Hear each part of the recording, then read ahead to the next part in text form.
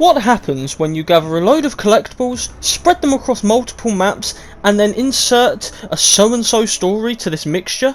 Well, you get Maneater by Tripwire Games. Now, after beating the game's story on this channel and then 100%ing it after that, I can say that Maneater is a short, repetitive, but overall enjoyable experience.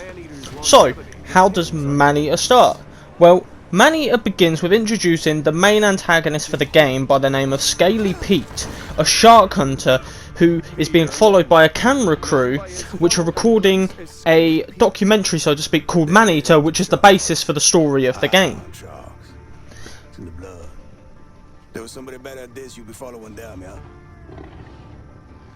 After he kills your character's mother that you play as in the tutorial, you are thrown into this GTA-esque open world game to eat, devour and evolve your shark to get revenge on this Scaly Pete.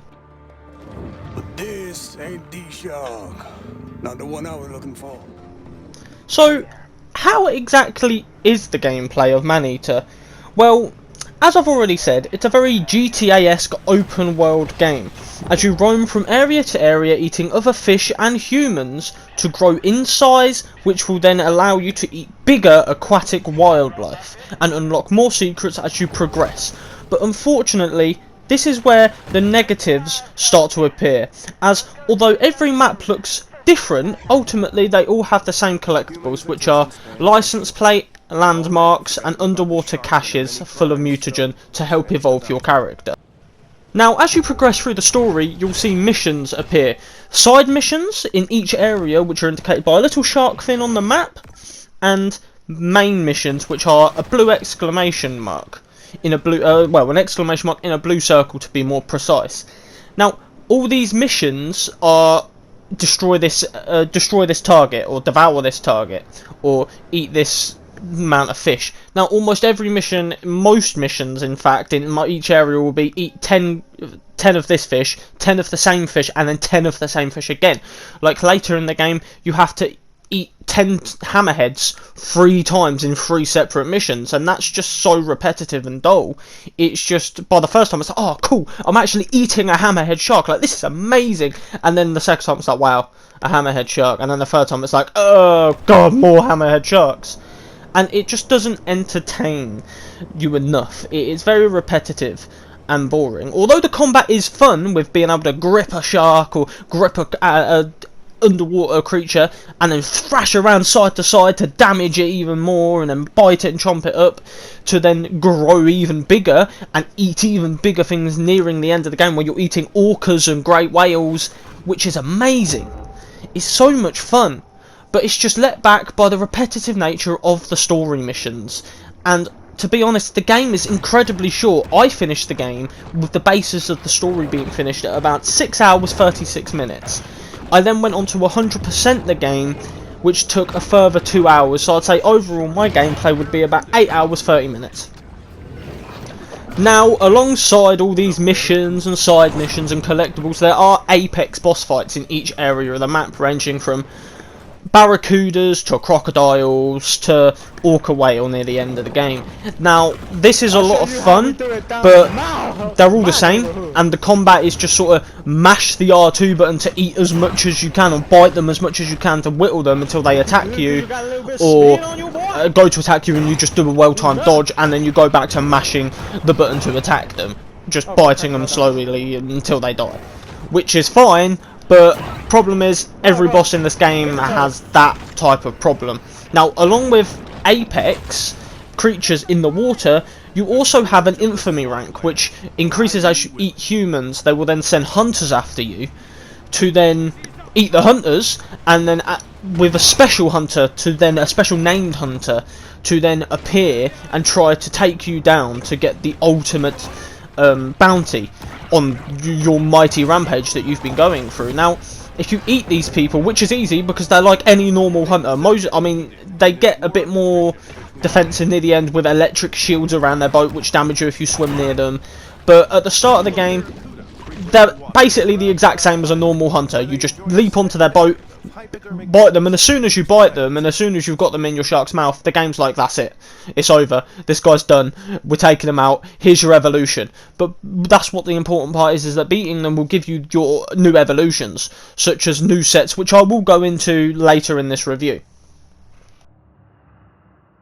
So let's talk about the story. Well, as I've already mentioned, Scaly Pete is the antagonist here, who could do with a bit more character development, if I'm being honest. He's just sort of, oh, this is my son, I'm a shark hunter, my son's sit on this boat with me, he's a marine biologist, and that's it. He has a bit of backstory about his father was hunting a megalodon and was supposedly eaten by this megalodon, and that's why he's a shark hunter, and that's pretty much it. But later on in the game, something happens to this Scaly Pete, and he changes. He starts poisoning areas of the map, or a single area of the map, and he starts to scare the documentary crew away with threatening them with bloody knives and things like this later on, as he sort of cracks, as the hunt for this shark that you play as is taking so much from him, and he just wants to take you out. And it was quite wow to see. It was like a moment where you're sitting there watching him and you're like, wow, this guy's actually pretty serious now. He's coming after me with all he's got. But then after that, shortly you get the final boss fight and the game ends. Just like that. Just boom, done. Just credits roll, the end. And that was a bit disappointing. It just sort of ended abruptly.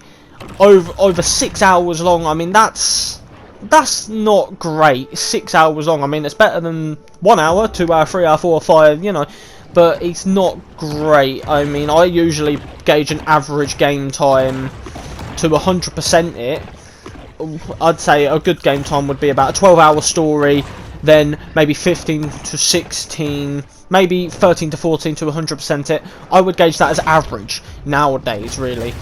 And I mean, overall though, what's here is good. It's just the length sort of fades most of that away. So now let's talk about these sets of evolutions that I was talking about. Well, there are 3 different types. There is a bone set, which gives you the special dodge ability, which damages everything near you as you dodge, and you can then, it is more built to give you physical resistances, which makes you better to destroy boats against hunters, which is the perfect ideal thing to fight hunters and increase your threat level as high as you can to get more. On top of that, we also have the bioelectrical set, which is, well, it's, as that speaks, it's an underwater set more primarily used for hordes of fish or underwater divers than it is boats. And basically you will shock enemies as you bite them with the set, and eventually you can build these sets up with a body, a fin, a head and a tail and the teeth. And eventually this set will give you special set bonuses, which will further increase your ability. All 3 sets in the game have a special active skill, whereas I only use the bone skill, which is the bone skill which increases your physical resistance, and everything you do, you can do dashes, like head-on ambush dashes, which will just destroy everything and damage boats so much faster than normal things. And then I didn't see the other 2. I'm going to leave them as a surprise for people who then want to go play the game, or then haven't played the game. I don't want to spoil everything. And then on top of those 2 sets, the bioelectrical and the bony, there is also a shadow set, which I didn't get much use out of, but I'm sure you will if you decide to unlock it by clearing every landmark in the game.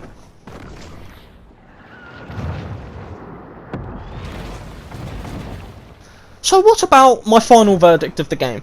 Well, I can happily say, after completing the game, getting every evolution in the game, and completing every collectible, and getting the Platinum Achievement on PlayStation, I feel like I have the right to say that I would give this game a 6 out of 10. Now, I'll be honest, I was going to go 3, maybe 4 out of 10. But after replaying the game a bit, writing notes for this review, I can happily say that it's more of a 6 out of 10. The combat is fun, what I played I enjoyed, and I personally would like to see maybe some content updates for this game where you can probably lunge out the sky, grab a helicopter, and just yank it into the ocean. I mean, how cool would that be? Just being like, rah, boom, grab it into the ocean. I think that'd be a lot of fun, but that is yet to be seen. And overall, I would go with 6 out of 10. It's a fun, enjoyable game, but personally, I would wait for a price drop, because the asking price is a little over the top. It is cheaper than a normal game. Like, most games nowadays in the UK would cost £55 or £50. This game's cost £33, so it's cheap than most games, but it's still not there for what is in the game. I would honestly say £25 would be a decent price for this game, or 20, but that's just an opinion. Take that as you will. And I want to thank you guys for watching. If you stuck around this long to see my final verdict, thank you so much. I appreciate your support. Please like and subscribe. Don't feel any pressure whatsoever, though. It is completely fine if you're just here to watch. Thank you, and goodbye.